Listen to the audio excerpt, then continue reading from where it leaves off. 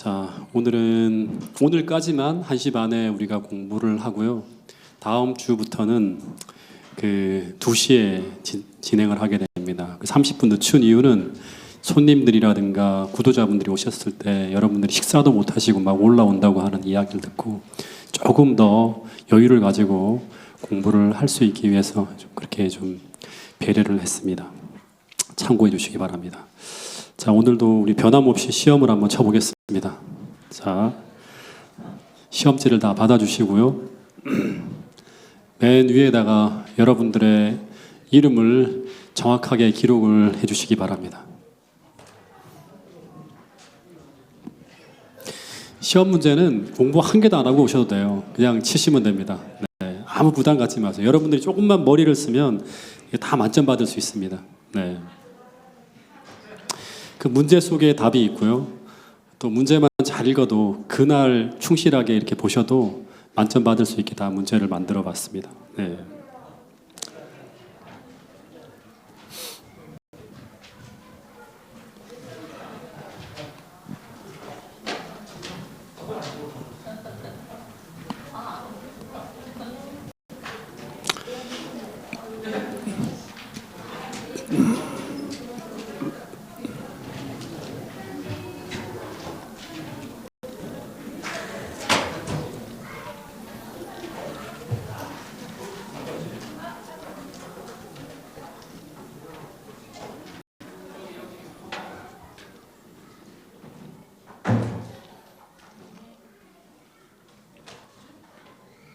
자, 다 받으셨으면 이제 시험 칠까요? 네, 1번. 마가는 헬라식 이름이죠. 마가의 히브리식 이름을 써보세요. 네, 당시에는 이 히브리식 이름을 불렀겠죠. 네, 마가라고 부르지 않았을 거예요. 마가 무슨 다락방 하시면 이제 쓸 수 있겠죠. 마가 무슨 다락방. 네. 자, 2번. 예수님의 12 제자 중에 성경을 기록한 2사람을 써보세요. 예수님의 12명의 제자 중에서 성경을 기록한 사람은 거의 없어요. 딱 2사람이 있습니다. 그 중에 한 사람은 이 사람이고 또 한 사람은 이 사람입니다. 네, 이거는 지난주 공부한 것들을 좀 참고하면 쓸 수 있겠죠. 네, 지난주가 지난주. 3번. 마가복음의 수신자는 누구일까요? 수신자가 다르기 때문에 4권의 책이 나온 거예요. 수신자가 누군지 한번 써보세요. 네. 4번. 사복음서는 예수님에 대한 특징이 다 다르게 묘사되어 있습니다. 마가복음에 나타난 예수님의 특징은 무엇인가요? 이 가로를 크게 했는데 이건 함정입니다. 그냥 짧게 쓰면 돼요. 네. 마가복음에 나타난 예수님의 특징. 네. 특징이라고 하는 건 마태는 예수님을 왕으로 묘사했고 뭐 이런 걸 쓰면 되겠죠. 여기서 마가복음은 예수님을 어떻게 묘사했는지. 5번. 마가복음을 구체적으로 나눌 때 어떤 성경절을 기점으로 예수님이 메시아이심을 비로소 드러내셨나요? 어려운 성경절입니다. 이거는 조금 맞추기 쉽지 않은 문제인데 한번 살짝 여러분들이 공부하신 분도 한번 시험에서의 보람을 느끼시라고 좀 어려운 성경절을 냈습니다. 어려운 문제를. 마가복음 8장 뭐라고 이렇게 제가 말씀을 드렸죠. 네.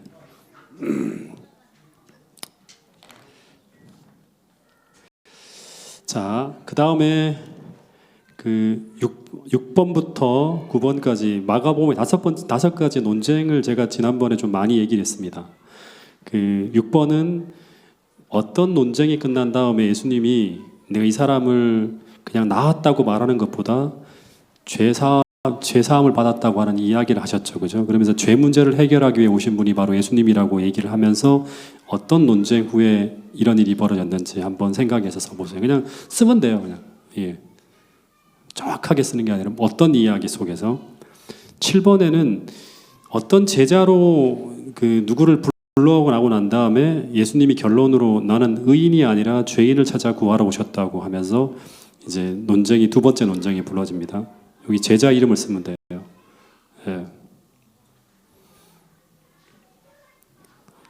예수님이 이 제자 집에 들어가서 밥을 먹으니까 바리새인들이 왜 너는 죄인들하고 같이 밥을 먹라고 할 때 그때 이제 예수님이 이 말씀을 하셨죠. 나는 의인이 아니라 죄인을 찾아 구원하러 왔다. 그 다음에 기성 종교의 혁신을 위해서 무엇에 대한 논쟁으로 이제 이게 나와요. 이 제도를 가지고는 어렵다 해서 기성 종교를 혁신해야겠다는 어떤 그런 이야기를 좀 하시게 된 계기가 된 논쟁이 무엇에 대한 논쟁으로 벌어졌다. 9번은 이 논쟁으로 인해서 예수님의 사랑과 자비의 품성이 드러나는 날로 이 날을 다시금 이제 재해석해 가르치게 돼요. 무슨 논쟁? 다음 10번 마가복음을 통해서 하나님께서 나에게 주신 하나님의 기별은 무엇인가요? 한번 생각해 보시기 바랍니다. 그 다음에 아카데미에 참석하는 이유는 무엇인가요? 또 한번 써보시면서 한번 생각해 보시기 바랍니다.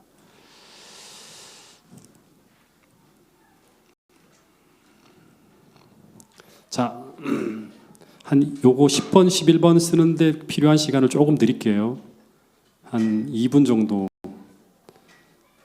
생각할 수 있는 시간을 좀 드리도록 하겠습니다.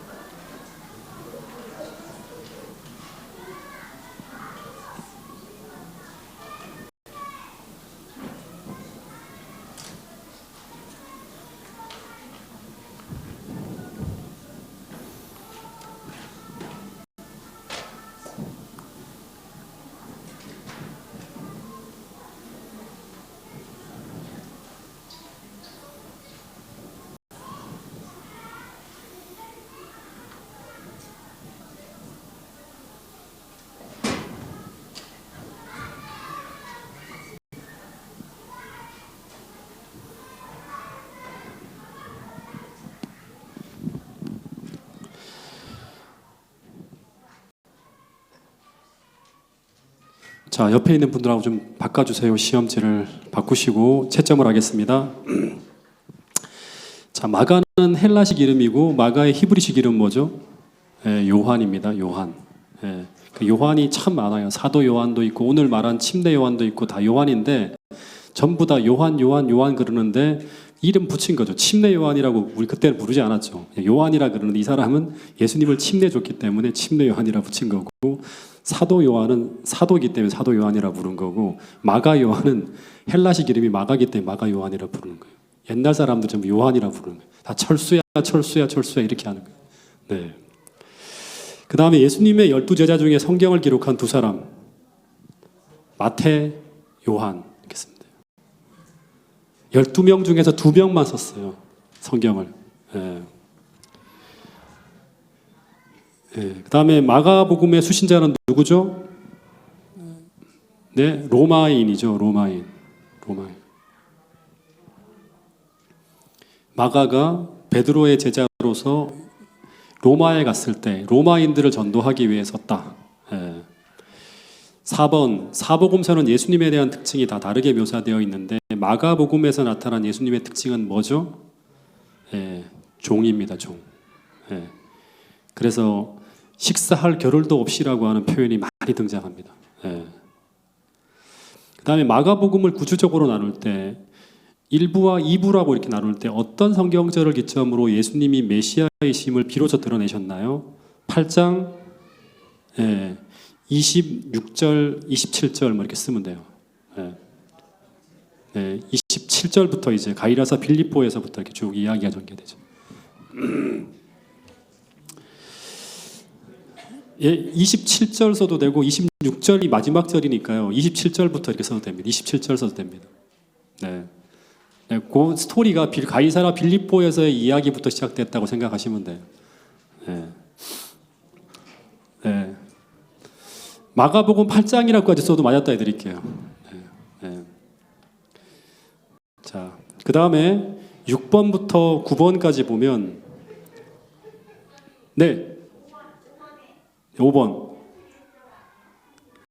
31절? 예. 죄송합니다. 그럼 31절이 정확한 답이고요. 가이사랴 빌립보부터 시작하면 26절, 27절, 8장이라 쓰면 다 맞았다 드릴게요. 거기서부터 정확하게 십자가 이야기가 나오는데 가이사랴 빌립보에서부터 이제 기점이 바뀌는 거예요. 거기 십자가 이야기를 하는 거거든요. 예. 죄송합니다. 역시 여러분들이 저보다 더 뛰어나요. 부족한 2%를 채워주시는 여러분 감사합니다. 예.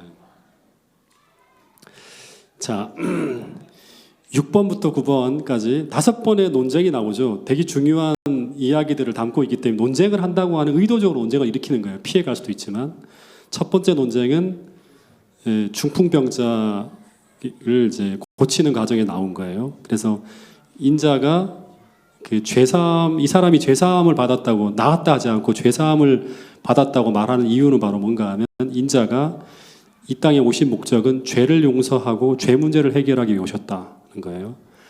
그 다음에 7번에는 이 사람을 제자로 부르심으로만 또 논쟁이 벌어져. 이 설교를 제가 한번 할 거예요. 이 사람이 제자로 불러짐으로 말미암아 엄청난 논란이 벌어집니다. 말도 안 돼 하고 막 난리가 나요. 왜냐하면 이 사람은 누구기 때문에 그 당시에 가장 지탄받는 역적이요 매국노인 이 쉐리가 예수님의 최측근 중에 한 사람으로 되었다고 하는 걸로 말미암아 난리가 납니다. 그래서 이 마태를 제자로 부름으로 말미암아 예수님이 그 사람하고 같이 밥 먹고 하니까 막 논쟁이 벌어질 때 그때 예수님이 하신 말씀이 뭔가 하면 내가 의인을 부르러 온 것이 아니라 죄인을 찾아 구원하러 오셨다고 하는 얘기를 하는 거예요. 그 다음에 8번째는 금식에 대한 논쟁으로 이 어떤 그런 의미 없고 형식주의적이고 그 다음에 이런 말도 안 되는 이런 제도 하나하나를 고쳐가는 게 아니라 이게 혁신을 해야 된다고 하는 어떤 그런 쪽으로 논쟁을 불러일으킨 게 바로 금식에 대한 논쟁. 그 다음 마지막은 안식일 논쟁이 2번에 걸쳐 반복됩니다. 그래서 이 논쟁으로 말미암아 안식일은 생명을 구하고 또 하나님의 사랑과 자비의 품성을 드러내는 날이 바로 안식일이다. 안식일이 너무 짐이 되고 힘들고 고통받는 그런 날이 되면 안 된다. 뭐 이런 얘기를 하신 거죠. 그 다음에 10번 마가복음을 통해 나에게 주신 하나님의 기별은 무엇인가요? 자, 이거는 이제 한번 여러분들의 이야기를 한번 들어보도록 하겠습니다. 너무 짧은 시간인데 한번 생각해서 발표하실 분 그 2분 정도 한번 부탁드리겠습니다. 마가복음을 통해 나에게 주신 하나님의 기별. 여러분 아카데미만 공부하고 따로 마가복음 안 읽어보시나요?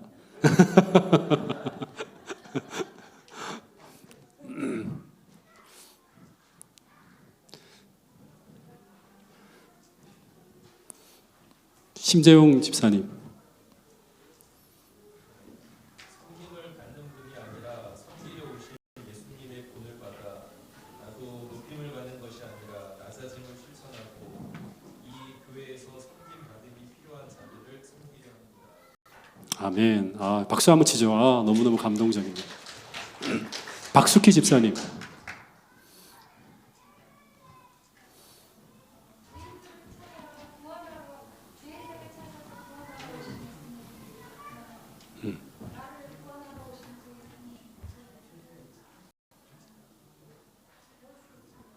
아멘. 감사합니다. 우리 박수 한번 치죠.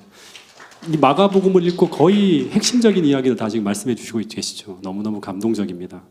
그 다음에 마지막 아카데미를 참석한 이유, 이거는 공부 안 해도 쓸 수 있는 겁니다. 자, 그 앞에 계신 우리 장창은 집사님 한번 말씀해 주세요. 네, 아카데미를 참석하신 이유. 막 이 질문 들어가니까 막 긴장하지 마시고 편하게 말씀해 주세요. 네.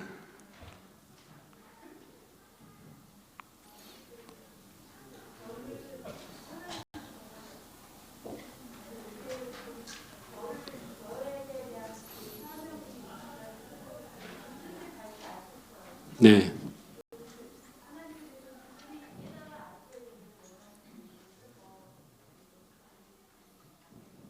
아멘. 우리 박수 한번 칩시다. 네. 하나님이 나에게 주신 하나님의 뜻을 찾기 위해서 그 뜻이 꼭 이루어질 수 있도록 저도 더 고민하면서 강의하고 그렇게 하도록 하겠습니다. 네. 그리고 우리 김상영 선생님 한번 질문 한번 아카데미에 참석하신 이유 말씀.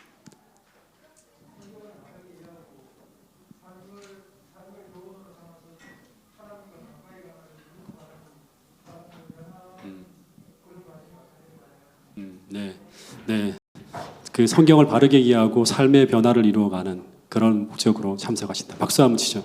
감사합니다. 마지막 우리 함희봉 집사님, 너무 준비된 예측할 수 없는 그런 질문이 맞나요? 네.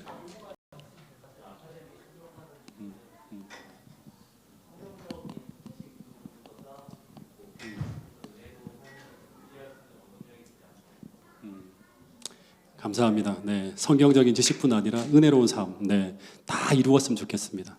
감사합니다. 우리 또 박수 한번 치죠. 네. 자, 오늘은 한 2시 반 전에 이제 끝나야 되기 때문에 누가복음 원래 한 2과목씩 좀 하면 좋겠는데 요한복음까지 조금 오늘 이번 주까지만 하면 이렇게 좀 천천히 나가고요. 다음 주에는 제가 설교가 없기 때문에 조금 더 깊이 있게 좀 나누면서 그 말씀들을 조금 더 속도를 좀 내보도록 하겠습니다. 누가복음을 오늘 공부할 텐데요. 답안지 다 추려서 뒤에 저희 아카데미 운영위원에게 좀 전달해 주시면 감사하겠습니다. 누가복음을 기록한 이 누가에 대해서 좀 한번 먼저 공부를 해야 됩니다. 그럼 굉장히 다르게 보여요. 저자를 공부하게 되면. 다시 말하면 그냥 모든 사람들이 기계적으로 성경을 쓴 게 아니라 자기의 생각과 자기의 어떤 그런 사상을 가지고 이 하나님이 주신 그 영감을 따라서 글을 썼기 때문에 이 누가라고 하는 저자를 이해하면 다르게 보입니다. 성경책이. 이 누가는 어떤 사람인가 하면 이 누가가 성경에 나오나요? 성경에 어디 등장하죠? 누가라고 하는 사람이. 사복음서에 보면 거의 누가라는 사람이 나오지 않죠. 사복음서 등장인물로 나오지도 않습니다. 이 누가는 사도행전을 보면요, 바울의 동역자로, 오늘 우리 그 장로님께서 기도하실 때도 이 사도 바울의 이야기를 하면서 누가 얘기를 좀 하셨죠, 그죠? 사도행전을 보면 바울의 동역자로 바울의 선교 여행에 끝까지 함께했던 사람으로 등장합니다. 한번 물어볼게요. 사도행전에 처음에 바울을 따라갔던 사람은 누구죠? 처음에는 가장 가까이 있었던 사람이 바나바예요.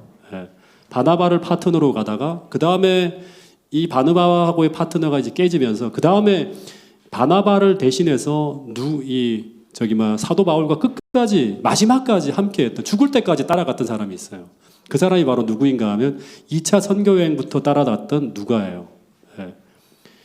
그래서 사도행전 16장 10절에 보면 이제 16장 10절 이전까지는 항상 이야기가 3인칭 시점으로 나오다가 여기서부터 16장 10절 한번 펴보세요. 사도행전을 보면 거기 보면 우리라고 하는 얘기가 나와요. 이때부터 우리가 계속 나와요. 이 우리라고 하는 말은 사도행전의 저자인 사람이 이제 같이 포함되어지는 거죠. 그 16장 10절부터 2차 선교행부터 이 사도 바울을 따라간 사람이 바로 누군가 하면 누가예요. 그래서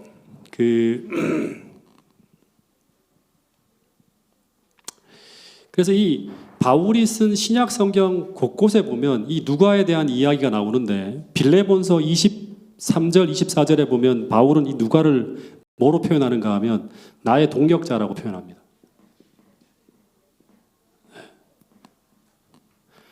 그리고 바울이 이제 감옥에서 이제 마지막을 보낼 때 이 디모데에게 쓴 마지막 편지에는 이런 기록이 있어요. 이 디모데후서 4장 11절에 보면 그 감옥에 오직 누구만 있다?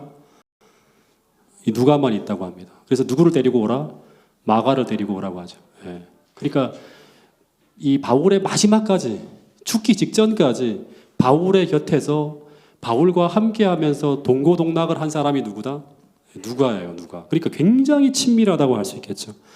그러니까 누가는 바울의 곁에서 바울과 함께하며 그의 임종을 지켜본 제자가 누군가 하면 이 누가일 거라 생각해요. 그리고 시신을 아마 처리한 사람도 누가이지 않을까 싶어요. 마가하고 누가. 그래서 이런 기록들을 볼 때 이 누가는 초기 기독교를 일으켜 세우는 외방 선교에 이 바울과 더불어서 아주 각별한 사이로 연합해서 복음에 헌신한 선교사일 거라고 추론할 수 있어요. 조금 더 구체적으로 말하면 이 누가는 바울의 측근 중에서도 측근으로 바울과 가장 가까웠던 사람이 한 사람만 뽑으라고 하면 저는 어김없이 누가를 뽑습니다. 이 바나바는 2차 선교여행 당시에 헤어졌고 디모데는 이 목회 후배자로 그의 아들이라고 생각할 정도로 이제 편지를 쓰고 했지만 사도행전의 기록을 보면요, 그 치열한 선교 여행의 전반을 마지막까지 함께했고 임종까지 그를 지켜봤던 사람이 누구인가 하면 바로 누가예요. 누가. 그래서 이 누가는 바울이 누구인지, 바울이 어떤 사람인지 가장 잘 아는 사람, 바울의 신학적 체계와 바울의 가르침을 가장 완벽하게 이해한 사람이 누구인가? 저는 주저 없이 누가라고 이야기해 줄 수 있어요. 예. 다시 말해 누가의 신앙적 사상 체계와 신앙에 가장 큰 영향을 끼친 사람은 바울이다. 그래서 좀 이런 생각도 해보거든요. 사도 바울은 바울 서신을 다 자기가 썼을까요? 다 자기가 썼을까요? 갈라디아서를 한번 보세요. 갈라디아서.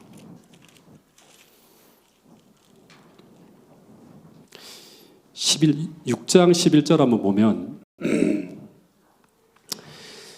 이런 말이 나옵니다. 내 손으로 너희에게 이렇게 큰 글자로 쓴 것을 보라. 그러니까 이제 마지막에는 항상 사도 바울이 어떻게 하는가 하면 앞에는 쭉 불러주다가 뒤에 가서는 이 편지들이 그러니까 가짜 편지들이 많이 돌기 때문에 마지막에는 자기가 친필로 씁니다.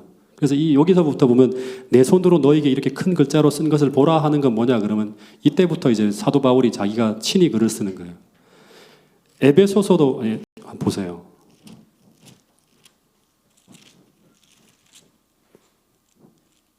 에베소서로 넘어가고요. 빌립보서 한번 보세요.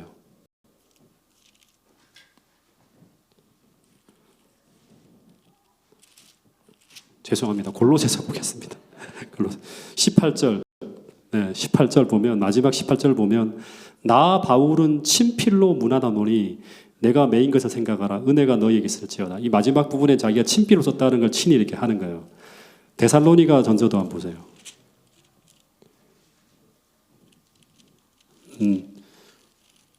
후서 죄송합니다. 후서 17절에 보면 나 바울은 친필로 문안하노니 마지막마다 내가 이렇게 친필로 썼다고 하는 건 뭐냐 그러면 자기가 이 부분은 내가 직접 글을 썼다고 하는 거예요. 그래서 제가 볼 때 많은 부분 누가가 동행했잖아요. 사도행전에 보면. 그래서 이 사도 바울이 쓰는 서신 가운데 많은 부분을 저는 누가가 기록하지 않았을까? 그 제자로서 이걸 추론해 볼 수 있습니다. 그래서 어쨌든 이렇게 해서 또 한 번 공간 복음서를 정리하면 마태복음은 예수님의 직접적으로 영향을 받은 12사도 중에 하나인 마태가 마태복음을 썼다고 하면 마가복음은 그 누구의 영향을 받았다? 베드로.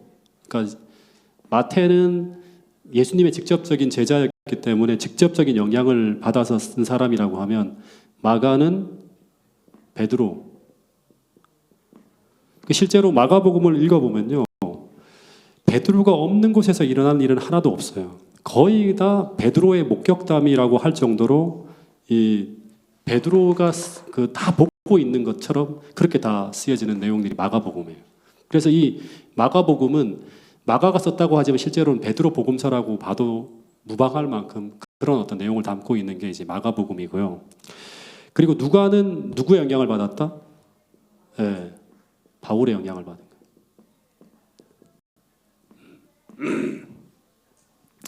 그래서 바울의 관점에서 복음서를 쓴 것이라고 보면 된다고 합니다.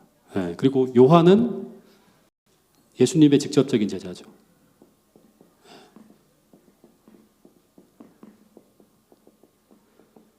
이렇게 좀 정리하면 좋을 것 같아요. 그럼 이 누가는 어떤 사람인가? 이제 조금 더 구체적으로 살펴보면 이 누가는 첫 번째는 유대인이 아니에요. 이 사람은 이방인이에요. 이방인 그리스도인이에요. 마가도 유대인이고 마태도 유대인이고 요한도 유대인이죠. 누가는 출신이 이방인이다. 이방인에서 그리스도인으로 개종한 사람이에요. 네. 골로새서 4장 11절에 보면 이 사람의 직업이 나와요. 이 사람의 직업이 뭐죠? 네. 4장 11절에 보면 의사인이란 말이에요. 의사예요. 의사. 직업이 의사예요. 그래서 유세비우스라고 하는 역사가의 기록에 보면 이 누가라고 하는 사람은 민족적으로는 안디옥 사람이라고 합니다. 안디옥이라고 하는 도시 출신이고 그리고 직업은 의사인 사람이라고 이렇게 이제 이야기를 합니다. 예. 근데 이 안디옥이면 이제 그 예루살렘에서 북쪽이죠, 그죠? 시리아 북쪽 동네인데 안디옥 하면 떠오르는 게 뭐죠, 여러분들? 안디옥 하면 떠올려야죠. 안디옥 하면 떠오르는 게 뭐죠? 예. 사도행전 13장에 보면 외방 선교의 전초기주이고 바울이 첫 사역을 시작한 곳이에요. 사도 바울이 그 다소에 있다가 처음으로 사역을 시작한 곳이 바로 안디옥 교회입니다. 그래서 아마 누가가 바울을 만난 것은 이곳에서 바울이 1년 동안 사역을 할 때 만난 사람이고 그리고 이 바울을 통해서 그리스도인이 된 사람이 바로 누구다? 누가다. 그러니까 바울에게 예수님을 배우고 침례받은 사람이 바로 누가다. 이렇게 보면 돼요. 예. 오늘날에는 그 의사라고 하는 직업이 이제 옛날에 당시의 의사하고는 완전 달라요. 당시에는 어떤 사람이 의사가 되었는가 하면 어떤 사람이 의사가 되었죠? 대부분이 노예예요. 노예 출신이에요. 그래서 누가는 노예인데 근데 당시의 노예들은 오늘날처럼 뭐 이렇게 그 막 일만 하는 사람들이 아니라 노예 중에서 굉장히 똑똑한 노예들이 있어요. 예. 그래서 이 누가는 노예는 노예인데 누가복음에 쓰여진 필체나 쓰여진 표현들을 보면 누가는 당시 굉장한 지성과 교양을 겸비한 그냥 똑똑한 사람이 아니라 그냥 제가 정확하게 표현하면 진짜 똑똑하고 뛰어난 사람이에요. 예. 그 사람이 바로 누가예요. 그러니까 바울의 신학적 체계를 조직적으로 공부하고 습득할 수 있는 학습 능력을 갖춘 사람이 바로 누구인가 하면 누가라고 생각할 수 있어요. 그 정도로 뛰어난 사람이에요. 예. 무엇을 통해 보면 알 수 있는가 하면 이 사람이 쓴 두 개의 성경책을 보면 알아요. 예. 어떤 사람이 쓴 책을 보면 그 사람이 어느 정도의 지성적인 그런 어떤 체계를 갖추고 있고 그 문장력이라든가 내용이나 이런 것들을 보면 알 수 있거든요. 근데 누가복음을 보면 당시 시대의 문학적 작품과 비교할 때 진짜 잘 쓰여진 책이라고 학자들은 이구동성으로 이야기합니다. 예. 그리고 이 누가복음의 전개 방식을 보면 이 누가복음은 진짜 글을 잘 아는 사람만이 사용할 수 있는 문장, 그런 필체들을 사용했다고 합니다. 예. 그래서 학자들은 이 누가복음을 신약 성경 중에서 가장 문학적인 책이라고 평가하기도 해요. 그러면 이 누가복음은 누구를 위해서 기록했죠? 누구를 위해서 기록했죠? 썼을까? 한번 찾아볼게요. 누가복음 1장 1절부터 4절 한번 펴볼게요.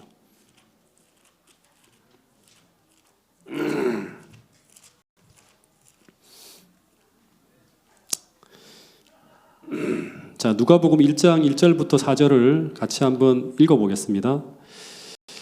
우리 중에 이루어진 사실에 대하여 처음부터 목격자와 말씀에 일꾼된 자들이 전하여 준 그대로 내력을 진술하려고 붓을 든 사람이 많은지라.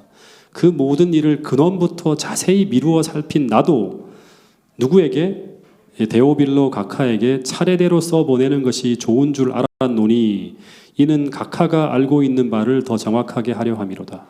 그러니까 이 내용을 보면 이 누가복음은 데오빌로라고 하는 사람에게 예수님을 알리려고 하는 목적으로 누가가 글을 썼다 할 수 있겠죠. 그럼 이제 중요한 건 이 데오빌로가 누군가 하는 거예요. 이 데오빌로.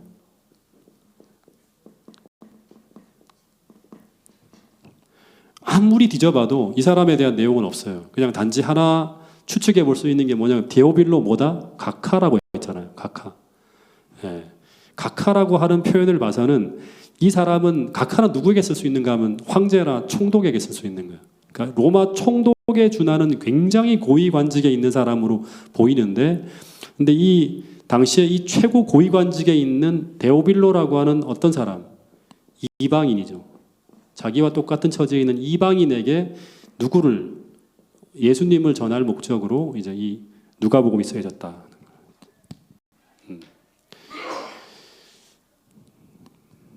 그러니까 누가가 자신처럼 구약 성경의 배경이 전혀 없는 이 이방인인 데오빌로에게 복음을 전하기 위해 쓰여진 책이에요.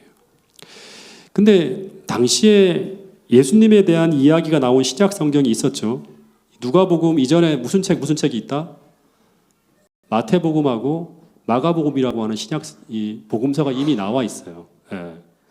근데 마태복음은 유대인을 전도하는 목적으로 유대인 중심적으로 쓰여졌기 때문에 구약적 배경이 전혀 없는 이 데오빌로에게 이 책을 읽으라고 하면 어려워요. 힘들어요. 그리고 마가복음은 내용이 너무나 단순해요. 너무 이방인이 보기에 너무나 단순하게 쓰여졌어요. 설명이 거의 없어요. 그래서 이 누가가 구약적 배경이 전혀 없는 한 이방인을 위해서 글을 쓰기 시작한 거예요. 근데 이 누가복음을 보면 기록 연대라든가 이런 것들이 전부 다 유대력이 아닌 당시 이방인들이 사용하는 황제 연대기를 사용해요. 이 누가복음 3장 1절 한번 보세요. 이 3장 1절 때문에 재림교회가 엄청나게 이제 뭐랄까 다니엘서 9장을 해석하면서 큰 유익을 얻게 되는 한 성경절이 나와 있죠. 3장 1절에 보면 예수님이 침례 받으시는 그 해가 언제인지 나와요. 3장 1절에 보면 여기 보면 유대력을 쓰지 않고 티베리우스 황제가 통치한 지 몇 년? 15년이라는 이야기가 나와요. 그래서 이 유대력을 사용하는 게 아니라 이방인들이 알 수 있는 당시 로마 황제 영대기를 사용하면서 그 모든 부분들이 이방인들이 다 알아듣기 편하게 다 바꾸는 거예요. 그래서 이 티베리우스 황제 15년이 AD 몇 년이죠? 티베리우스 황제 15년이 예수님 침례받은 연도가 몇 년이죠? 다니엘서 9장에 보면 AD 27년이라고 하는 거죠. 나중에 다니엘서 공부할 때 우리 다시 공부할 겁니다. 그리고 다른 복음서에 비해서 구약 성경을 인용하는 것도 현저히 적고, 그리고 예수님의 족보도 마태복음에 나오는 족보와 달라요. 이 마태복음은 그 이스라엘 민족의 창건자인 아브라함부터 시작해서 민족의 영웅인 다윗으로 이어져서 예수님으로 쭉 내려오지만, 이 누가복음에 나오는 예수님의 족보는 어디로까지 올라가죠? 아브라함까지 올라가는 게 아니라 어디까지 올라가죠? 하나님까지 올라갑니다. 왜 그런가 하면 이 누가복음은 그 수신자의 대상이 누구다? 이방인이기 때문에 그런 거예요. 그리고 그 여기 보면 이제 누가복음은 다른 복음서보다 이방인에 대한 예수님의 관심과 그리고 이방인들을 위해서 예수님이 봉사하는 사건들이 많이 기록되어져 있어요. 그래서 특별히 백부장 이야기가 이제 이 누가복음에 여러 군데 나오는데, 이 백부장이 이제 그 예수님을 통해서 그 누구예요? 그 자기 종을 고쳐주면서 예수님이 그 믿음이 참 훌륭하다고 하면서 놀라는 이야기뿐 아니라, 예수님이 돌아가실 때 누가복음 23장 47절에 보면 예수님을 처형하기 위해서 골고다로 막 병사를 이끌고 갔던 이 백부장이 예수님이 돌아가시는 장면을 보면서 어떻게 하죠? 하나님께 영광을 돌려서 이르되 이 사람이 정녕 누구였다? 의인이었다고 하는 그런 이야기예요. 그러니까 마태복음보다 굉장히 구체적으로 이 이방인 백부장이 회심한 내용을 적고 있는 내용이 바로 이제 등장하는 게 누가복음이에요. 그러니까 이 말은 뭔가 하면, 이 표현을 등장시킨 이유는 뭔가 하면, 누가가 이런 백부장도 누구를 믿고 있다? 예수님을 믿고 있다고 하는 것을 딱 강조하는 거예요. 그러면 당신도 믿으세요라고 하는 거예요. 그럼 하나 더, 이 누가가 누가복음만 쓰지 않았죠. 성경에 보면 이제 이 신약 성경을 기록한 사람 중에서 사도 바울 다음으로 신약 성경을 많이 쓴 사람 중에 이제 물론 요한도 있지만 그 다음으로 많이 쓴 사람이 누군가 하면 바로 누가예요. 이 누가는 2권의 신약 성경을 썼어요. 이 사람이 쓴 신약 성경이 또 하나가 뭐죠? 사도행전이에요. 사도행전. 그 사도행전을 보면 이제 1장 1절에 보면 여기도 데오빌로요 하면서 내가 먼저 쓴 글에는 무릇 예수께서 행하시며 가르치기를 시작하신부터 그가 택하신 사도들에게 성령으로 명하시고 승천한 날까지 이를 기록하였노라 하면서 이제 이 똑같이 수신자가 데오빌로라고 하는 사람이 나와요. 그러니까 원래는 이 누가복음과 사도행전은 전부 다 원래는 성경책이 아니라 뭐다? 이 데오빌로라고 하는 사람에게 쓴 데오빌로 편지 1, 편지 2예요, 원래. 그러니까 편지 1은 누가복음이고 편지 2는 사도행전이에요. 그러니까 먼저 이게 누가복음의 이야기고 그 다음에 편지 2는 사도행전인데 편지 1은 누구에 대한 이야기다? 이 이야기는 예수님 이야기예요. 그리고 편지 2는 사도행전은 뭐예요? 초기 교회 역사 이야기예요. 교회 역사 이야기예요.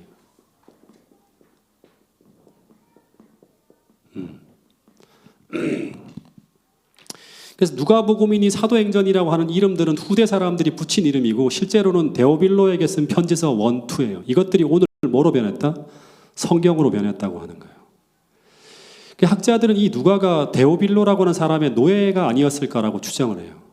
이 두 책이 다 데오빌로에게 보내졌고 그 다음에 이 사도행전이라고 하는 것은 이제 사도 바울이 감옥에 갇혀 있을 때 한 AD 60년부터 62년 사이에 이제 이때 옥중에서 아마 누가가 사도 바울의 이야기를 듣고 사도행전이라고 하는 책을 쓴 거예요. 그리고 누가복음은 이것보다 조금 더 앞서 썼으니까 한 50년대 후반 정도에 이제 이 누가복음이 기록되어졌을 거라고 추론합니다. 그래서 복음서를 한 번 다시 정리하면 제일 먼저 나온 게 마가복음, 그 다음에 두 번째가 마태복음, 세 번째가 누가복음 이렇게 되는 거예요. 순서적으로. 그런데 이 누가가 기록한 또다시 말하지만 이 두 권의 책 누가복음과 사도행전은요. 그 당시 예수님에 대한 가장 완성도가 높은 복음서예요. 예. 다른 것들은 빠진 게 되게 많은데 이 누가복음은 가장 완성도가 높은 복음서예요. 그리고 더하여서 기독교의 기원과 발생에 관한 역사를 아주 상세하게 기록한 역사서가 바로 뭔가 하면 사도행전입니다. 그래서 추측해 보면 당시 기독교에 대해 전혀 모르는 유대인 말고 이방인들이 이제 교회에 딱 들어오게 되면 그 기독교에 입문하면 꼭 읽어야 될 가장 대중적인 기독교 입문서와 같은 책이 바로 뭔가 하면 첫 번째는 누가복음 읽으세요. 그 다음엔 사도행전을 읽으세요라고 가르칠 것 같아요. 그러니까 오늘의 신앙 같은 게 바로 뭔가 누가복음, 사도행전이에요. 예. 만약 유대인이 그리스도인이 되기로 결심했다면 그 중심 교제는 뭐부터 시작한다? 마태복음으로 하는 거예요. 마태복음 읽으세요. 이렇게 하는 거예요. 그리고 기독교 역사를 모르면 사도행전이라고 하는 책을 이 편지서를 꺼내놓고 사람들이 가르쳤을 거예요. 사복음서에서는 각각 예수를 바라보는 특징이 있다고 했죠. 자, 물어볼게요. 마태복음은 예수님을 뭐로 묘사한다? 왕. 잘 대답하시네요. 그 다음에 마가복음은 종. 그러면 누가복음은 예수님을 뭐로 묘사할까요? 네? 공부할 필요가 없네요. 인자. 네. 사람으로 묘사합니다. 사람의 아들로 묘사합니다. 그러니까 예수님의 본성 중에 인간적인 면을 가장 많이 강조해서 이렇게 이제 묘사한 책이 바로 누가복음이라고 합니다. 요한복음은 하나님이에요. 하나님, 예수님이. 그러면 이제 누가복음 1장 1절 잠깐 한번 볼게요. 다시금 1장 1절을 한번 펴보세요.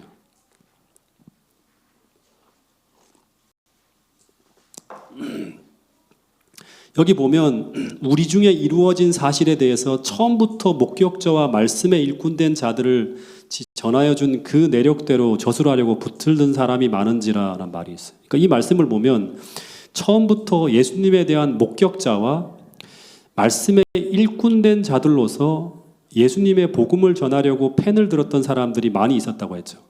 그죠? 이게 여기 보면 어떤 사람들이죠?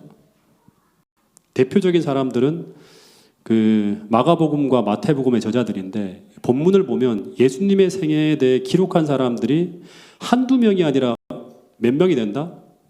한두 명이 아니라 몇 명이 된다? 많이 있다고 하는 거예요.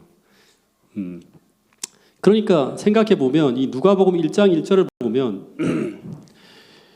그 당시에 마가복음이나 마태복음 말고도 수많은 사람들이 예수님의 생애에 대해서 기록했다고 하는 거죠.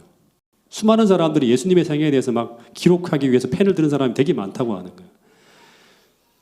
비록 이제 이 사람들이 쓴 책들이 성령의 이 영감을 받지는 못했지만 예수님을 처음부터 목격한 사람들인 12사도, 그 다음에 70명의 제자, 처음 예수님이 파송했던, 그리고 예수님을 따라다닌 수많은 사람들이 전부 다 뭘 썼다?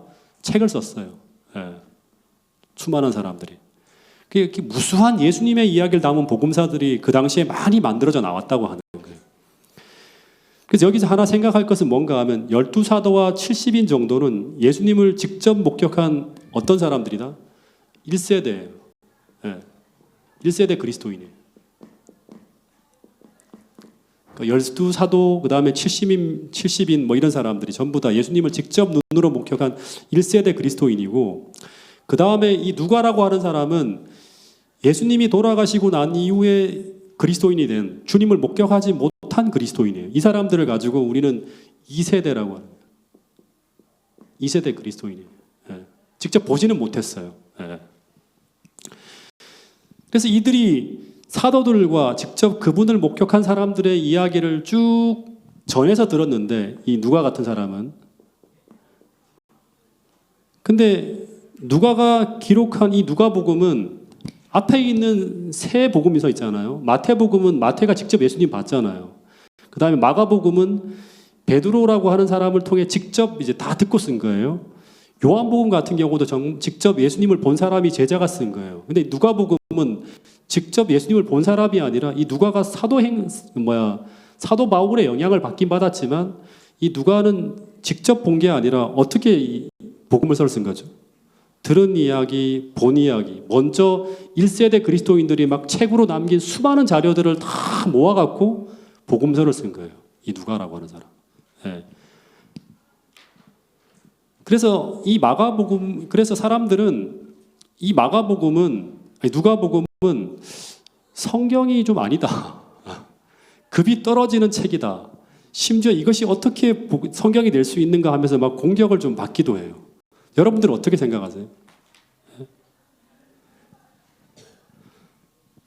누가가 그냥 다 편집한 거거든요. 예수님의 이야기, 어린 시절 이야기는 누구한테 들은 거예요?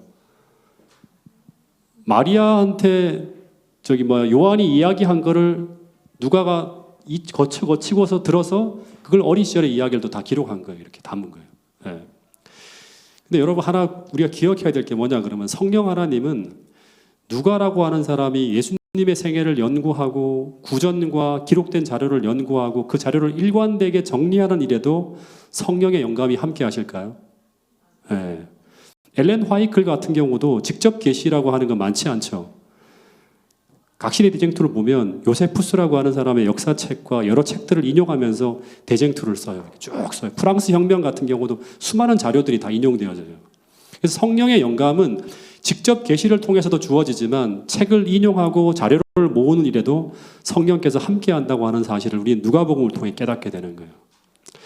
제가 설교를 준비할 때도 마찬가지일까요? 누가처럼 제가 설교를 하기 위해 자료를 준비하고 모으는 일에도 성령께서 함께 하실까요? 그렇게 함께 할 거라 저는 확신해요. 여러분들이 어떤 사람을 가르치고 지도할 때도 그것을 지도하기 위해 필요한 자료들을 모으려 할 때도 성령께서 함께 하실까요? 함께 하십니다. 그래서 이 누가복음은 왜 탄생했다? 누가라고 하는 사람이 데오빌로라고 하는 한 이방인을 구하기 위해서 이 누가라고 하는 그리스도인들이 신실하게 기도하면서 하나님 앞에 구할 때 그때 그를 인도한 성령께서 데오빌로만이 아니라 수많은 영혼을 구원하기 위한 예언의 선물을 하나님께서 누가에게 허락하셨다고 하는 거예요. 마찬가지로 우리 권영근 집사님이 그의 남편을 위해서 만든 이 아카데미 강의 내용을 정리한 첫 책이 어떻게 귀하게 쓰여질지 우리는 아무도 몰라요, 실제로. 왜냐 그러면 지금 뭐 여기저기서 책들을 이런저런 교회에서 필요한 분들이 요구하기도 하는데 어떻게 펼쳐질지 모른다고 하는 거예요. 그래서 우리가 한 영혼을 구원하기 위해서 기도하고 성령을 간구할 때 이 누가라고 하는 노예잖아요, 그렇죠? 이 한 노예라고 하는 비천한 사람이 그 신실하게 감당한 그 일이 오늘날까지 유익을 끼치는 이런 성경으로 기록되었다고 하는 사실을 기억해야 돼. 그 시작은 뭐다? 한 영혼을 구원하기 위한 거예요. 성경책을 쓰려고 한 게 아니라고 하는 거예요. 그리고 누가복음 1장 3절부터 4절에 보면 이런 얘기가 나와요. 그 모든 일의 근원부터 자세히 미루어 살핀 나도라고 하는 말이다. 모든 일의 근원부터 자세히 미루어 살폈다고 하는 이야기는 어떤 이야기인가 하면 이 누가는 다른 복음서의 기자와 다르게 예수님의 생애의 근원부터 찾아갔다는 거예요. 근원. 이 예수라고 하는 사람이 어릴 때는 어떻게 살았을까? 어떻게 태어났을까? 이 사람은 유년 시 어떻게 지냈을까? 되게 궁금하잖아요. 그래서 이 사람은 다른 복음서와 다르게 근원부터 자세히 살폈다고 하는 거예요. 그래서 예수님의 탄생 이야기만이 아니라 오늘 설교한 것처럼 침례 요한의 탄생 이야기까지 나오는 거예요. 예수님의 탄생 이야기, 침례 요한의 탄생 이야기까지 다 나와요. 예. 마태복음이나 마가복음과 비교하면 마가복음은 아예 생략되어졌고 마태복음은 살짝 예수님의 탄생 이야기만 나오는데 누가복음 1장, 2장에는 보세요.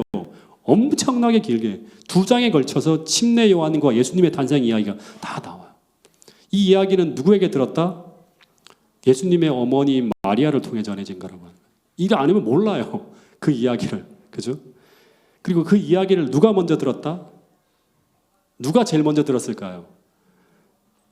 요한이 예수님의 어머니 마리아를 모시면서 자세하게 그분의 어린 시절에 대한 이야기를 들었을 것이고 그의 제자들에게 퍼져갔을 것이고 그거를 누가가 정리해서 기록으로 남겨서 누가복음에 담았을 것이라고 하는 거예요. 예. 그래서 이 누가복음은 가장 길고 가장 문학적이고 그리고 예수님의 사역과 죽음과 부활을 이야기하기 전에 뭐 수많은 어떤 이야기들이 나오는데 예수님의 생애에 대해서 가장 포괄적으로 다루고 있는 책이 바로 누가복음이라고 하는 책이다. 생각하면 돼요. 자, 21분인데요. 하여튼 조금 2페이지 정도만 조금 더 하면 되니까요. 조금만 더 살펴보겠습니다. 이 수신자는 이제 데오빌로인데 이 누가복음은 이제 다른 복음서와 좀 비교하면 가난한 자와 이방인들을 위한 복음서라고 할 정도로 이 가난한 자를 굉장히 많이 주목합니다. 예.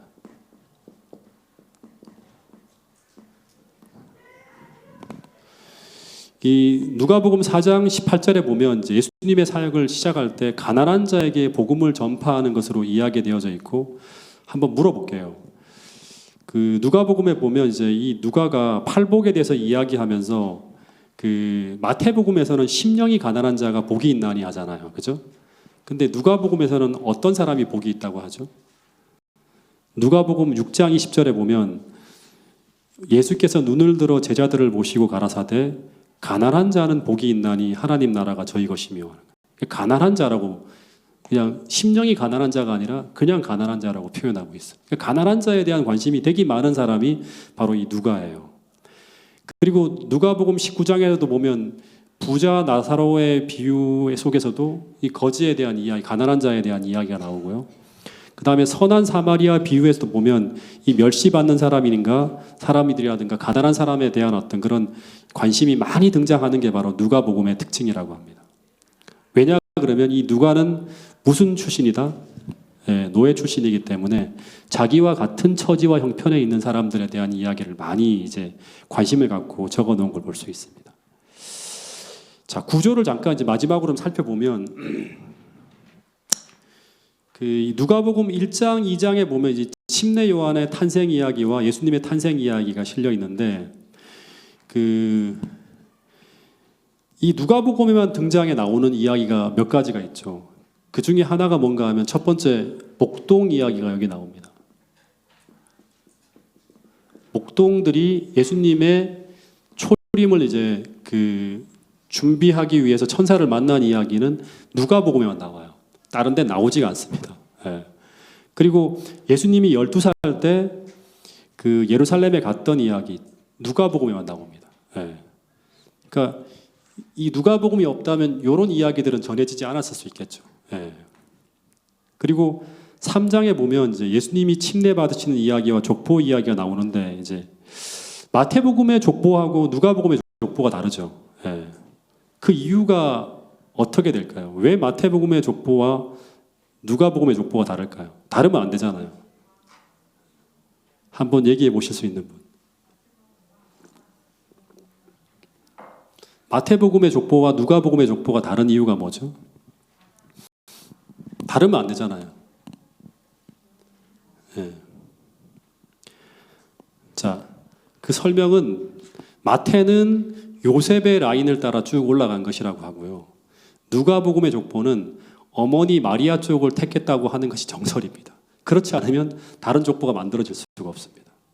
그러니까 누가는 예수님이 그 요셉이라고 하는 사람의 남자의 씨로 태어난 게 아니라 무엇을 통해 태어났다? 성령으로 태어났기 때문에 인간 요셉과는 직접적인 혈통적 관계가 없다고 생각을 했던 거라고 봐요. 그래서 피를 나누어 받은 어머니 마리아 족보를 택해야지만 이렇게 다른 족보 라인이 나올 수 있지. 그렇지 않으면 이게 다르면 안 되죠. 그리고 누가는 그렇게 쓰면 안 돼요. 예. 그래서 하나는 아버지 라인, 하나는 어머니 라인으로 족보를 이렇게 거슬러 올라갔다는 게 이제 정설입니다. 그리고 4장부터 9장까지 보면 이 갈릴리 봉사 이야기가 나오고, 그리고 10장부터 18장까지 보면 갈릴리를 향해 가는 이제 여행에 대한 이야기가 나오는데, 여기서 독특하게 누가복음에만 나오는 또 몇 가지 이야기가 있는데, 요 두 가지 정도만 좀 살펴볼게요. 중요한 이제 메시지를 담은 건데, 첫 번째 하나는 뭐냐 그러면, 이 누가복음은 특별히 가난한 사람에 대한 이야기가 많이 나온다고 했죠. 근데 이 선한 사마리아 이야기가 하나 나오고, 그 다음에 마르다 이야기가 나오는데, 특별히 이 선한 사마리아 이야기를 통해서 우리에게 던지는 굉장히 중요한 메시지가 하나 있는데,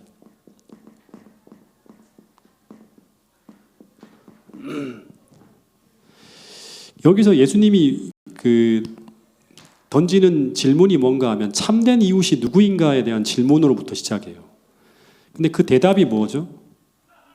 그 대답으로 이제 예수님이 이제 이 비유를 쭉 설명하는 거예요. 쭉 설명하면서 결론이 뭔가 하면, 선한 이웃이라고 하는 사람은 어떤 사람인가 하면, 이 사람이 선한 이웃이 곧 뭐다? 이 선한 사마리아인은 곧 뭐예요? 참 그리스도인이죠.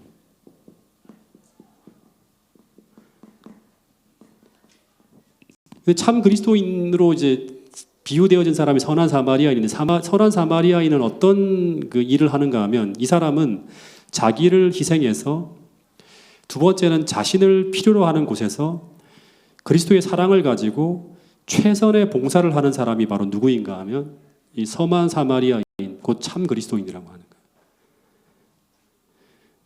그 사람이 이제 주님은 참된 이웃, 그리고 참 그리스도인이라고 하고, 그런 정신을 가지고 사랑을 실천하고 있는 누가 사마리아인이에요. 유대인이 아니에요. 예, 유대인들이 개처럼 취급한다고 하는 이 사마리아인이 바로 누구인가 하면 하나님의 참된 백성, 참 그리스도인이라고 하는 거예요. 예. 근데 말씀을 맡은 사람이라고 하는데 제사장이나 레위인, 이런 사람들은 이 예수님이 가지고 있는 정신을 가지고 있지 못한 거예요. 이걸 오늘 우리에게도 적용할 수 있을까요? 그리스도인이란 어떤 사람인가? 제사장이라고 하는 교회에서 직분을 가진 사람, 레위인처럼 성전에서 봉사하는 사람, 성전에서 예배를 드리는 사람이 아니라 세상에서 필요되는 곳에서 그리스도의 사랑을 실천하는 사람이다. 사랑하는 사람이라고 하는 거예요. 그래서 오늘 우리 신앙이, 우리의 영향력이, 우리의 사랑이 이 교회 안에서만 머물고 있다면 이 선한 사람의 인의 비유를 통해서 한번 고민해야 될 부분이라고 하는 거예요. 그래서 우리보다 더 진실한 사랑을 실천하는 이 우리 밖에 있는 신실한 그리스도인이 있다고 하는 걸 이제 한번 생각해 볼 수 있는 비유가 바로 선한 사마리아인의 비유를 통해 우리가 한번 생각할 수 있는 거예요. 또 하나는 이제 마르다와 마리아의 이야기가 나와요. 재미있는 이야기인데, 예수님이 베다니에 사는 나사로 집에 초청을 받아 갔는데, 이 마르다가 손님을 접대하느라고 너무나 바빠요. 근데 마리아는 예수님의 발치에 앉아서 뭘 하고 있어요? 성경 말씀을 듣고 있어요. 화가 납니까? 안 납니까? 화가 너무나 나죠. 마르다가 이 문제를 예수님께 가져갔어요. 항의하는 거예요. 주님, 저 얄미운 마리아를 어떻게 알아? 좀 나무라 주세요. 막 얘기를 하는 거예요. 그랬더니 예수님의 대답이 뭐죠? 자, 성경책을 안 보고 한번 얘기해 보세요. 예수님이 뭐라고 대답하셨죠? 몇 가지를 하든지 혹은 한 가지만 하라고 하는 거예요. 예. 마리아는 어떤 편을 택했다? 예, 이 편을 택했으니까 어떻게 될 것이다? 빼앗기지 않을 것이다 라는 그런 대답을 해요. 이 말씀은 오늘 우리에게 무엇을 이야기하고 있는가 하면, 봉사보다 먼저 무엇이 필요한가 하면 은혜를 받는 것이 먼저라고 하는 거예요. 진짜 중요한 겁니다. 그래서 우리가 아카데미도 하고 저녁 예배도 우리가 참석하려고 하고 계속 이렇게 이제 말씀의 중심으로 교회를 끌고 가려고 하는 거예요. 받아서 봉사해야지만 받아서 봉사하고 받아서 섬겨야 되는 거예요. 받지 않으면 봉사할 수도 없고 받지 않으면 섬길 수도 없는 거예요. 받지 않고 봉사하고 섬기면 우리는 그리스도인의 정신으로 봉사할 수가 없어요. 왜냐 그럼 우리 본성으로 하기 때문에. 나타나는 부작용이 뭔가 하면 이 마르다처럼 봉사하지 않는 남을 어떻게 한다? 비난할 수가 있다고 하는 거예요. 굉장히 중요한 어떤 그런 인사이트를 담고 있는 내용이 바로 이 부분입니다. 그리고 누가복음에 보면 기도에 대한 내용이 진짜 많이 나와요. 예. 주기도문도 누가복음 11장에 보면 마태복음에 등장하지 않는 비유까지 쭉 집어넣으면서 기도에 대한 내용이 나오는데 특별히 예수님께서 기도하시는 모습이 빠짐없이 기록되어져 있는 곳이 누가복음이에요. 그리고 기도에 대한 비유가 2번씩이나 비유로 나와요. 11장에도 비유로 나오고 18장에도 비유로 나오죠. 예. 근데 이것은 무엇을 의미하는가 하면 우리의 모본이신 예수님도 아침마다 하늘로부터 받은 은혜를 가지고 사람들을 섬겼다고 하는 게 바로 이 기도를 통해 우리에게 들려주는 중요한 메시지예요. 그래서 그리스도인은 어떤 사람인가 하면 사랑하는 사람이고 그리스도인은 날마다 그리스도의 발치에서 기도하는 자리에서 가르침도 받고 은혜도 받고 축복도 받고 사랑도 받아서 그 받은 축복을 어떻게 하는 사람이다? 나누는 사람이라고 하는 거예요. 받지 않으면 우리는 아무것도 할 수 없다. 이게 예수님의 고백이에요. 근데 이게 오늘 태능교회 모든 성도들의 고백이 되어야 돼요. 우리는 받은 것을 가지고 나누고 있다. 나는 자랑할 게 없죠. 주님께서 주시는 걸 가지고 다 나누고 봉사하고 있으니까. 그리고 하나 좀 더 살피면 31분인데 빨리 끝내야겠네요. 누가복음 15장에 보면 세 가지의 똑같은 비유가 이제 같은 내용을 담고 있는 비유가 나오죠. 누가복음 15장 하면 첫 번째는 어떤 비유가 나오죠? 잃은 양의 비유가 나오고 그 다음에 또 하나는 잃은 은전의 비유가 나오고 그 다음에 세 번째는 잃은 아들에 대한 비유가 나오죠. 탕자의 비유라고 합니다. 근데 이 세 편지의 편지를 통해서 하나님께서 말씀하시는 핵심 포인트가 뭘까요? 잃어버린 영혼을 하나님은 찾고 있다고 하는 것인데 근데 하나님은 인류를 구원하고 한 나라를 구원하기도 하지만 잃은 양, 잃은 은전, 탕자의 비유를 통해 말씀하시고자 하는 핵심 메시지는 하나님은 나 하나를 찾고 있다고 하는 거예요. 마치 잃어버린 아들을 찾는 것처럼 잃어버린 귀한 보물을 찾는 것처럼 잃어버린 한 마리 양을 목자가 찾는 것처럼 하나를 찾고 있다고 하는 거예요. 인류를 구원하기 위한 그런 하나님도 되지만 잃은 양의 비유, 잃은 은전의 비유, 잃은 아들에 대한 비유를 보면 하나예요, 하나. 여러분 한 사람을 찾고 있다고 하는 거예요.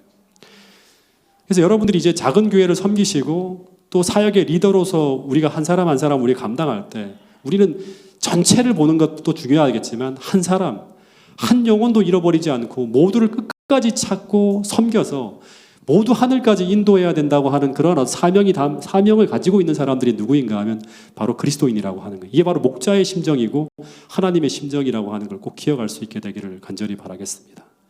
마지막 한 가지만 이야기하고 마칠게요. 불의한 청지기의 비유, 죽은 나사로의 비유는 다 넘어가고요. 그리고 바리새인의 기도, 삭개오에 대한 이야기는 누가복음에 나오고 있는데 이것도 다 넘어가겠습니다. 마지막 한 가지만 좀 다루고 마칠게요. 19장부터 21장 예수님이 예루살렘 봉사를 하시고 22장 최후의 만찬을 잡수시고 23장에 돌아가시고 24장에 부활하고 승천하는 이야기로 누가복음이 맞춰져요. 근데 이 누가복음도 똑같이 이 구조상 3분의 2가 뭔가 하면 예수님의 십자가와 관련된 부분이에요. 그러니까 누가복음 9장 22절부터 시작해서 24장까지의 내용이 전부 다 뭐냐 그러면 마지막 한 주에 대한 이야기. 9장부터 시작해서 24장까지 제일 많이 이제 기록하고 있는 부분이 바로 이제 이 마지막 한 주간의 이야기예요. 근데 이제 누가복음 11장 29절에 보면 이런 말이 있어요. 이게 참 의미심장한데요. 유대인들이 표적을 구해요. 어떤 표적을 구하는가 하면 당신이 메시아라고 하면 메시아의 표적을 보여달라고 합니다. 메시아의 표적을 구해요. 근데 재미있는 것은 뭔가 하면 예수님이 계속 표적을 보여줬거든요. 귀신도 쫓아내고 문둥병자도 고쳐주고 그다음에 바다가 잠잠게 되는 수많은 이적들을 다 사람들에게 보여줘요. 근데 이 유대인들이 또 더 나은 표적, 더 확실한 표적을 계속 구하고 있는 거예요. 근데 예수님이 뭐라고 하는가 하면 이 세대가 표적을 구하는데 내가 보여줄 표적은 하나밖에 없다고 합니다. 그 표적이 뭐죠? 이게 내일 다음에 시험에 나오겠죠. 이건 기말고사로도 나올 수 있는 문제. 예수님이 보여줄 표적은 하나밖에 없다. 그게 무슨 표적이다? 요나의 표적이에요. 이 유대인들은 계속 메시아로서 당신께서 더 훌륭한, 더 엄청난 표적을 보여달라고 하는데 계속 그것을 구하고 있는데, 더 센 기적을 요구하고 있는데, 예수님은 내가 보여줄 표적은 요나의 표적밖에 없다. 요나의 표적이 뭐예요? 요나가 사흘 동안 물고기 뱃속에서 나온 것 같이 인자도 십자가에서 죽어서 사흘 동안 무덤에 머물다가 부활하는 이 표적이 내가 인간에게 보여줄 수 있는, 내가 메시아됨을 보여줄 수 있는 최고의 뭐다? 표적이라고 하는 거예요. 가장 강력한 표적이라고 하는 거예요. 가장 강력한 기적이고. 그래서 이 누가도 이 표적을 이방인들에게 보여주기 위해서 이 누가복음에서 무려 3분의 1을 활용해서 예수님의 마지막 십자가 이야기를 들려주고 있다고 하는 거예요. 9장 22절부터 24장 마지막까지. 너희가 이 표적을 보고도 너희가 나를 메시아로 받아들이지 않는다 그러면 더 큰 기적은 없다, 있다, 없다. 없다고 하는 거예요. 그래서 오늘 우리가 회심하고 그리스도인이 되고 하는 모든 과정에 어떤 이적이나 기적이나 놀라운 사건들이 아니라 제일 중요한 기적은 바로 뭔가 하면 주님께서 오늘 우리를 위해서 뭐를 버리셨다? 생명을 버리셨다고 하는 이 놀라운 하나님의 품성 이야기라고 하는 거예요. 그래서 오늘 우리도 이 사랑의 품성이 우리의 생애를 통해 나타난다면 어떤 일이 벌어진다? 수많은 사람들이 우리를 보고 누구에게로 간다? 예수님께로 나아오는 일들이 벌어질 것이라고 이야기하고 있는 내용들이 바로 뭔가 하면 이 누가복음의 이야기라고 하는 거예요. 그래서 오늘도 이제 이 새 복음서를 통해서 꼭 기억해야 될 게 뭔가 하면 모든 복음서가 강조하는 게 바로 뭐다? 십자가 이야기라고 하는 거. 다시 한번 기억하시고 이 요나의 표적이 무엇을 의미하는지 집에 돌아가셔서 곰곰이 생각해 보시면서 또 한번 누가복음을 통해서 은혜를 경험하게 되기를 간절히 바라겠습니다. 오늘 제가 조금 대예배 설교 시간에 힘을 많이 썼더니 힘이 좀 많이 떨어져 갖고 강의하는데 조금 지쳤는데 혹시 질문 있으면 받도록 하겠습니다.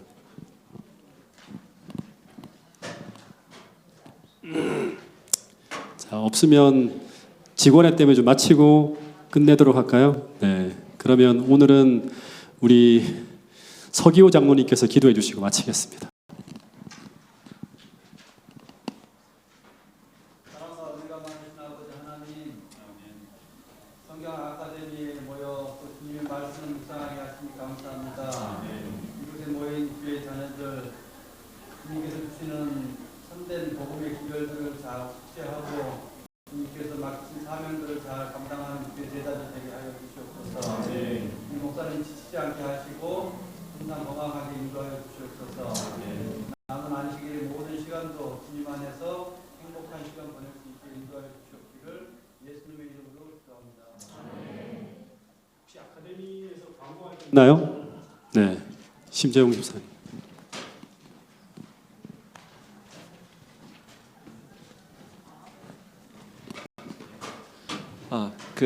아카데미 임원 회의가 바로 이어서 1층 식당 그 갈래반에서 진행되겠습니다. 아카데미 임원 되신 분들은 1층에서 모이겠습니다. 자, 안녕히 돌아가십시오.